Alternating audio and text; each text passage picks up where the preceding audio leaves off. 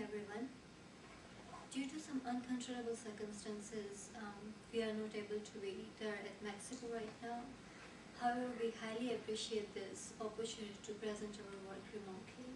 Today I'm going to present a framework for designing healthy lifestyle management information system, which has been written by myself, Megha, and Dr. Samir Chatterjee. Here is the agenda for our presentation. I'll provide the introduction, then I'll go with theoretical background, then I'll talk about related studies, then we'll explain the framework for healthy lifestyle management information systems called HLMIS, and we'll provide an example of an HLMIS. After that, I'll talk about key challenges associated with an HLMIS, and then we'll conclude the presentation. United States healthcare industry is facing major challenges in terms of human and financial resources. In 2003, 15.3% of GDP was spent on healthcare, which is more than healthcare spending of any other developed country, and it is still projected to increase to 18.7% in the next decade.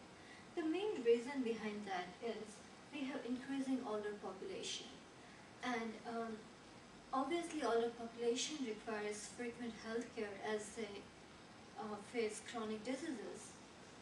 We also have shortage of physicians and nurses. Now the question is, how do we resolve the issue? And a very simple solution that one can think about is prevent diseases. Sounds good, but how do we do it? And for that, a key thing is that people should adhere to healthy lifestyle. And adhering to healthy lifestyle is good, but it's not possible for everyone. Who doesn't want to be healthy? Everyone wants to be healthy, but they cannot do it.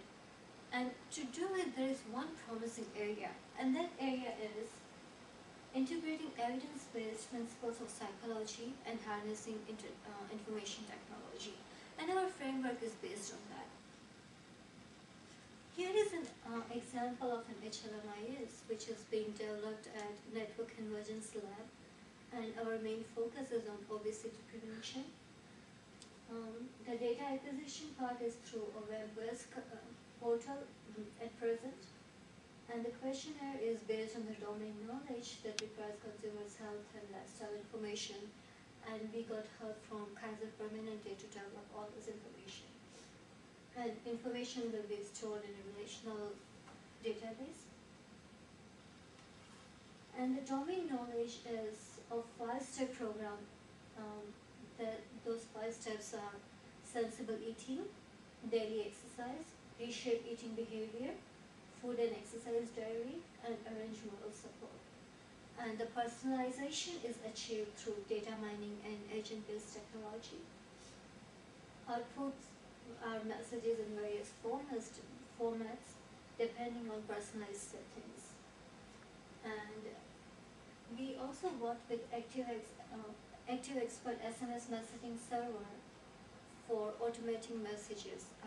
When you have a database, when you know users' preferences, and you know at what time a person should be sent what message, you can automate it using such packages. We also did a preliminary evaluation, and we sent out messages to people manually, and we did get positive response from the people, but they were also worried about the frequency of the messages. For example, for one of the participants, we sent her a message right before she reached to her office that why don't you park your car a little farther, and she was like, that was excellent. So I mean, this still requires more evaluation, but it's a positive response to go further. Well, to conclude it, the framework guides us to create a digital avatar of a life coach in a cost-effective and privacy-sensitive way in order to resolve health-related issues. And there are many issues associated with it that requires further research, and that's an open area. We are currently working on the method design issue that I talked before, and we are working on a survey with Kaiser Permanente. We are also building an architecture for context-aware applications, and we have sent a proposal to NIH for these issues. We are looking for feedback from the community. Please send us any email regarding any comment or any questions you have on these addresses. It's megha@cgu.edu. Second is daimur.hassan@cgu.edu. And the third one is samir.chatterjee@cgu.edu. Thank you very much. Again, I really appreciate this opportunity to present my work remotely.